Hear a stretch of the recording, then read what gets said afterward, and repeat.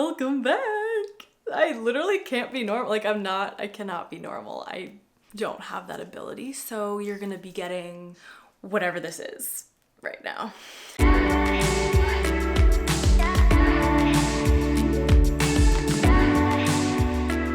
Hi my beautiful people, welcome back to my channel. My name is Kira. If you are new here, welcome. I don't really know how to describe my content other than I probably say too much and share too much. So if you like that, then keep watching. If you don't already, my Instagram's at Kira Graves, my TikTok's at Kira.Graves. If you're interested in following me over there, I do a lot of LGBT body acceptance and autism acceptance content. But today we're gonna be talking about vaginas.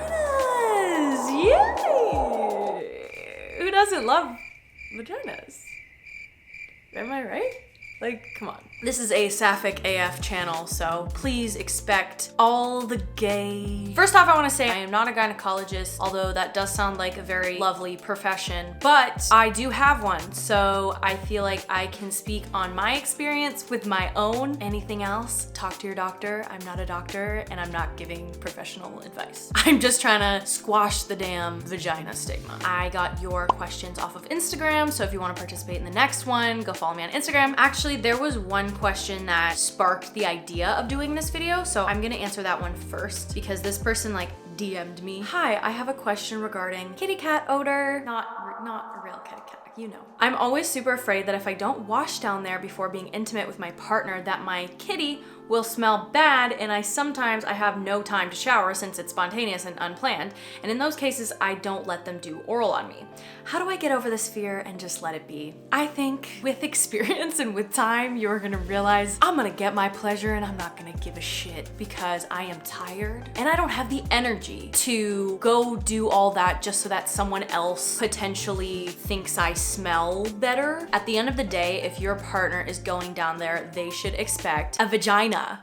They should expect a vagina and all the things that come with a vagina, like scents. A vagina is not odorless. It's not supposed to be odorless. If it's odorless, then that's a little bit questionable, to be honest. It's supposed to have a little odor, and in my opinion, as a queer woman / femme non-binary person, I quite like the smell. But sometimes I get it though. I get it because I don't like my own. And so if I'm insecure about my own, then it's gonna be hard for me to enjoy someone else's. It kind of goes in waves. Like for me, I was really insecure in my teens. I got over it. And then now I'm kind of going through another phase in my life where I'm self-conscious about how I smell. And I also got BV in my teens, and that really scared me a lot because I felt I must be gross. Because I got bacterial vaginosis, you know what I mean? But it's no, it has nothing to do with you being unsanitary or gross. There's so many reasons you might get that. And so lately I've had to dismantle that thought pattern in me that my downstairs is gross. I feel you also have to really face what's the fear behind this? What's the deeper fear? It's not about your vagina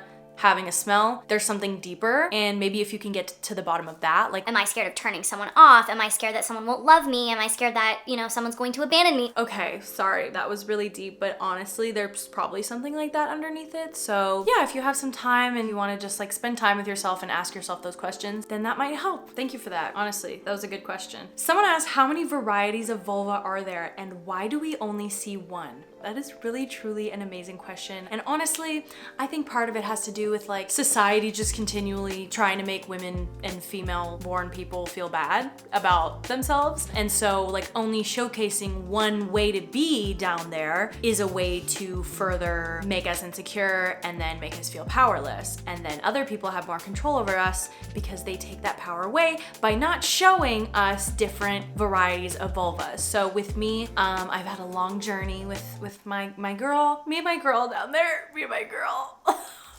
First of all, I can't even tell you how many varieties of vulva there are because I have not seen them all, and they're all different. They're all very, very, very different. Step one of accepting the way I look down there was literally looking at it, literally looking at it. I feel a lot of people are scared to look at their own vulva because they're oh my God, what if it's so scary and ugly down there that I'm gonna hate myself even more? Bite the bullet, get a mirror, look at it. Maybe you can notice oh, the different shapes, the different colors, colors, the different lengths. Take a little look from a non-judgmental, like neutral lens and be like, oh, what's down there? Be curious about it. Maybe after you look at it, maybe you wanna like sketch it. If you're into art, make it into like a little like art piece for yourself. If you have like a pretty open friend group or someone you trust, chat about it. Like, what does yours look like? This is what mine looks like. How cool. I love that they're all so different. One type of vulva is not better than the other. Next question, how do I keep it clean / smell good?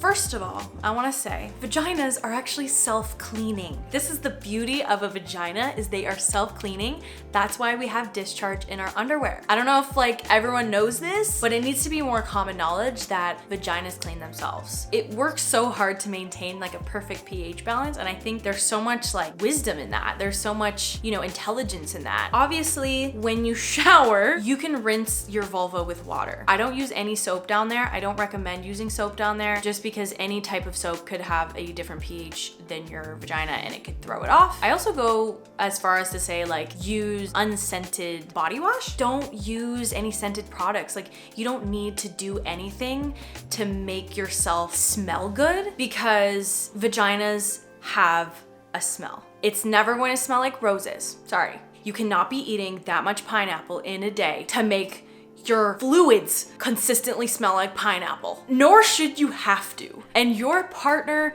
and whoever you're getting with should not fucking care, and they should just be so happy to be there and honestly honored and blessed and grateful to be near there, okay?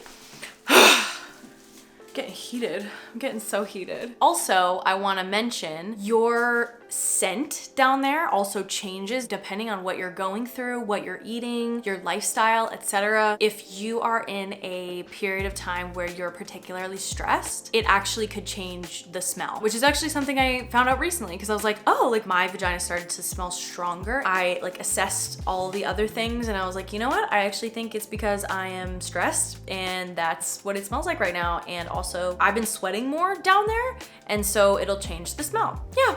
I don't know if that helped. This is kind of like more of a WLW sex ed question, but I'm gonna answer it anyway. How to make my partner feel safe and not scared when I touch her there due to an experience that happened before me. I think that like in your partner's healing process, there might be periods of time where no matter who's touching them down there, they don't want it. They might not even want to touch themselves down there. Be gentle with their healing process, and if they're at all scared or feeling unsafe when you touch them down there, stop. Consent. I should have said that first. Make sure your communication is so well. Consent. Like consent every step of the way. Consent every little moment. If you feel her energy shift, if you feel her body language shift, her mood shift, ask again. Are you okay still? I don't know if you guys remember this, but in one of my past sex ed Q&As, you guys asked what platform I use for spicy films. I prefer to watch like ethical spicy films just because it makes me feel better watching it. Let me introduce you to a wonderful platform called Cheeks. What I love about Cheeks is that they create content based on fair pay and legal and ethical working conditions, which is like, that's what it should be. And the result is just so much more authentic, spicy films. Everything I've watched on Cheeks feels real and in the moment. Not only do they have spicy films, they also have audio erotica and live tutorials. So many people ask me, how do I go down on a girl? How do I finger? They have all of those masterclasses on how to do those things. So I just find that super helpful, especially for baby gays who are just getting into it. There's a ton of queer content, trans performers, different body types, people with body hair. If you want to check out Cheeks for free for 7 days, you can use my code 7KIRA in all caps. Once you click the yearly subscription, there is no obligation. You can also cancel or switch to a monthly subscription during that trial period, and the offer is valid for new customers only. Link is in my description, or you can go to getcheeks.com and put in my code. I honestly think it's super worth it. It's a safe space to explore your sexuality and also seeing someone like you on screen. Someone said, I'm a baby gay and have an unusual kitty and a large labia. Are other WLW going to be turned off? No, that shouldn't affect anything, and if they are, they need to look at their own internalized misogyny. If they are weirded out about that, like Don't even get close to them. Like that, you don't want that energy, trust me. Having a long labia is normal. Having an asymmetrical labia is normal. It's all normal, okay? Having like a brown or purplish labia is normal. Your experience with waxing / laser removal. I have never waxed down there due to the fact that it sounds excruciatingly painful, and why would I want to do that to my poor kitty? I have done laser. I've done like the at-home laser only on the bikini line, the little like crevice at like between your leg. I think it did slow the growth. It made it more patchy, I want to say. Patchy the pirate. Arr. Oh my God. It made it more patchy and it made it more sparse. I don't do it anymore just because I don't give a fuck, like frankly, I don't. Okay, we're going back to smell just because I want to answer this one because I also have sensory sensitivities. Someone said I have sensory sensitivity, especially for smell. It can't go down on my GF because of the natural smell. That's literally just something that you can't control, that you're sensitive to scent. I am also sensitive to scent, and I'm also in the process of like unmasking. So I'm still kind of like navigating that myself, but I find when I'm turned on, I don't mind the smell. When I'm not turned on and not in the mood, the smell bothers me more. Does that make sense? I have to be like turned on enough to the point where I'm just like ready to go. Like it doesn't bother me. But that's just me. You don't have to do anything you don't want to do. There's so many ways to pleasure your partner that like if something makes you uncomfortable, you shouldn't have to do it because it's not going to be fun for either of you. You know what I mean? Like you have to be both mutually enjoying your time and also like communicate with your partner about it because they might not know what's going on in your head. Someone said, "Where's the fucking bean? I literally can't even find my own. Grew up Mormon." Okay, I get it. I also grew up very religious. So not everyone's sticks out. Like you can't see everyone's right from just looking at it, especially if you're not aroused. But when you're aroused, it enlarges. So depending on the person, you might not even be able to see it. But with me, I can definitely feel it. You know, if you want to have some time alone to explore, see if you can feel where it is, use lube, and then you'll know where it is. Even if you can't see it, that's okay, but it'll be tucked under a hood most likely. Someone said I can't find the hole to get a tampon in. Help. I've been there.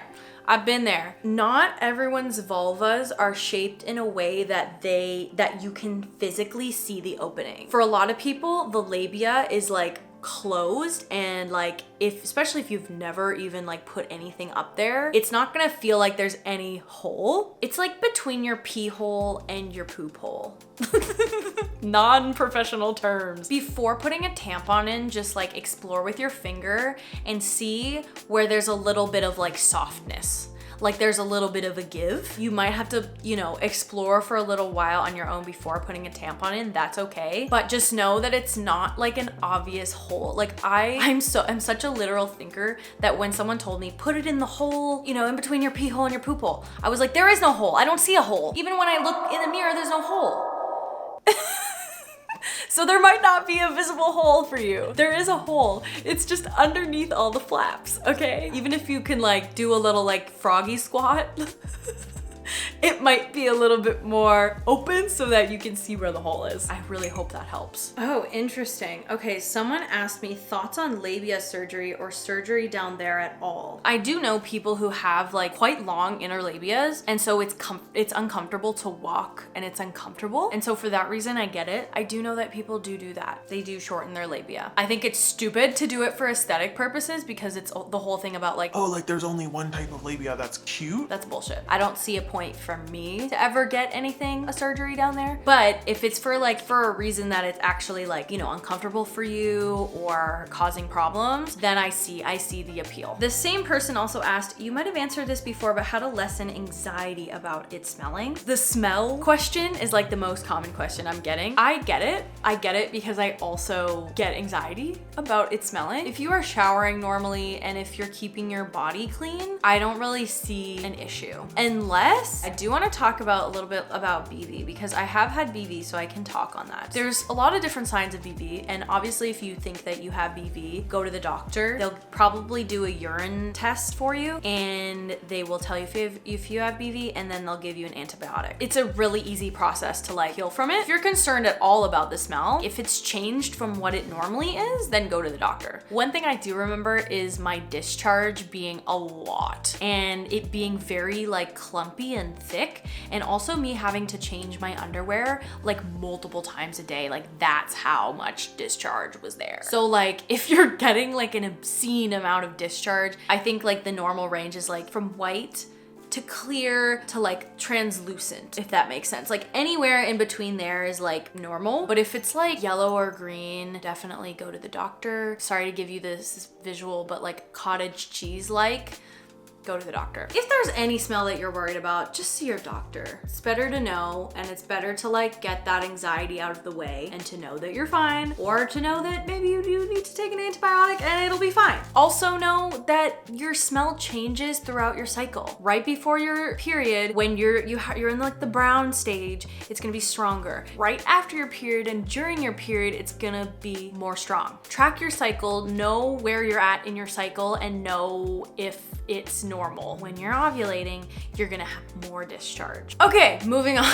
When it comes to self-pleasure, is it normal to not feel as much inside compared to the clit? Not everyone has a ton of feeling inside their vagina. The clitoris is like the place with the most nerve endings in your entire body. So your clitoris is gonna have the most sensation over your vagina. So if you're trying to reach an orgasm, most people with vaginas get off easier to clitoral stimulation. Someone said, is it normal to be itchy down there? I wanna say like if it's itchy down there consistently, go see your doctor. But the times that it's been itchy and it's been normal for me is when I first shave and it's like growing out. You know what I mean? It's growing out and it's like prickly, then it's normal to be itchy for sure. Someone asked how to trim. I've tried shaving, but it's so uncomfy and itchy with regrowth, but I don't know how else to do it. There is this trimmer that we have. It's like specifically a vulva trimmer. Like I won't always shave like right down to the skin because I also find the regrowth process to be really itchy and uncomfortable, and also I don't like the look of it being like completely bald. I like a little bit of hair, you know what I mean? I'm grown, I'm supposed to have hair, and also hair protects your vagina. I will sometimes just trim the mons pubis area just so that it's like shorter. So this is the trimmer I do have. It's by Bush Balm. It's the Francesca trimmer and I quite like it. And I don't go on my like vulva, like on my lips, but I just go on my mons pubis, which is like the area that you can see when you're standing up, like the area with most of the hair. Someone asked, is masturbating supposed to hurt? Masturbating should feel good. It should feel pleasurable. It should feel fun. And if it starts to hurt, assess what you were doing that was hurting you, whether it's, you know, internal or external, but masturbation is not supposed to hurt. It's supposed to feel good. And if it hurts, definitely look into that. You might be using too strong of a vibrator. You might be using too big of a dildo. You might be over arousing yourself. And also go to the doctor if you feel like you need to. Someone said, is it normal for one lip to be bigger / longer than the other? I'm so insecure about it. Honey, join the club. Super normal. And honestly, so cute.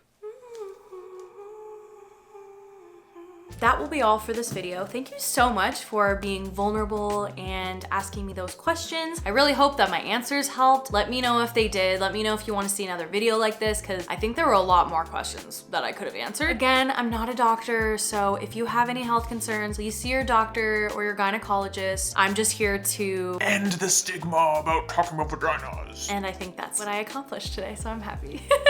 Okay, I hope you guys have a wonderful rest of your day, and I will see you very soon.